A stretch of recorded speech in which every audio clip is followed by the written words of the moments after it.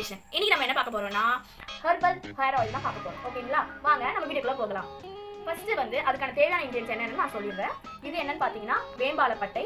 இது பார்த்தீங்கன்னா உங்களுக்கு ஹேர் க்ரோத் கொஞ்சம் சீக்கிரமா வளர உதவி செய்யும். நெக்ஸ்ட் பார்த்தீங்கன்னா நெல்லிக்காய் பொடி. எனக்கு நெல்லிக்காய் கிடைக்கல, அதனால நான் நாட்டு மருந்து கடையில் நெல்லிக்காய் பொடியாக வாங்கி வச்சிருக்கேன். ஓகேங்களா, அதுக்கப்புறம் வெட்டி வேறு. இது உங்களுக்கு தெரியும், வெட்டி வேறு. இது கருவேப்பிலை காய வச்சு நுணுக்கி வச்சிருக்கேன்.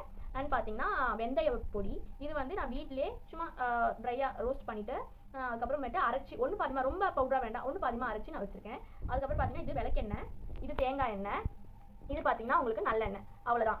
தேங்காய் எண்ணெயை பொறுத்த வரைக்கும், ஹேர் ஆயிலை பொறுத்த வரைக்கும் பார்த்தீங்கன்னா நிறைய இன்க்ரீடியன்ஸ் போடலாம். பட் நான் ஒரு முக்கியமான இன்க்ரீடியன்ஸ் மட்டும் தான் நான் போட்டிருக்கேன். ஓகேங்களா, எனக்கு பார்த்தீங்கன்னா 25 இன்க்ரீடியன்ஸ் தெரியும். பட் ஸ்மால் பட்ஜெட்டில் எப்படி ஹேர் ஆயில் வீட்டில் தயார் பண்ணலாம் தான் நம்ம இந்த வீடியோவில் நம்ம பார்க்க போகிறோம். வாங்க இது எப்படி செய்யலாம்னு பார்ப்போம். இப்போ பார்த்தீங்கன்னா நான் எண்ணெயை சூடு பண்ணி கொண்டுட்டு வந்துட்டேன்.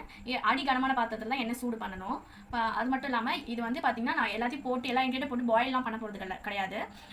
எண்ணெயை நல்லா நான் சூடு பண்ணி கொண்டு வந்துட்டேன். இப்போ இதில் இன்க்ரீடியன்ட் ஆட் பண்ணிவிட்டு நம்ம பாட்டில் ஆனதுக்கப்புறம் ஊற்றி வைக்க போகிறோம். அவ்வளோதான். இதில் எந்த அளவுக்கு நம்ம சூடு பண்ணணும்னா ஆயிலில் பபிள்ஸ் வரணும், அந்த நுர மாதிரி வரணும். வந்த உடனே நீங்கள் என்ன பண்ணுங்கள், ஸ்டவ் ஆஃப் பண்ணி இறக்கிடுங்க. இறக்கிட்ட உடனே ஃபஸ்ட்டு பார்த்தீங்கன்னா நான் இந்த வெந்தய பவுடரை ஆட் பண்ணிக்கிறேன். இந்த வெந்தய பவுடரை நான் ஆட் பண்ணிக்கிறேன். அதுக்கப்புறமா இந்த கருவேப்பிலை இதை நான் ஆட் பண்ணிக்கிறேன். ஓகேங்களா, இப்போ பார்த்தீங்கன்னா இந்த நெல்லிக்காய் பொடி எனக்கு அளவு தெரியும் எவ்வளோ போடணுன்ட்டு. உங்களுக்கு எவ்வளோ வேணுமோ இல்லை போட்டு கூட நீங்கள் போடணும். நான் அப்படியே கூட போடுவேன், உங்களுக்காக அளவு தெரிஞ்சதுக்காக நான் சொல்கிறேன். இப்போ இதில் நான் ஒரு கரண்டி போடுறேன் நெல்லிக்காய் பொடி.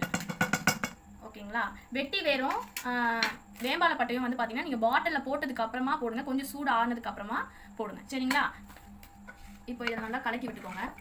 அவ்வளோதான். இது சூடு ஆனோடனே இதை நீங்கள் வெடிக்கட்டலாம் வேண்டாம், அப்படியே பாட்டிலில் ஊற்றி வைங்க.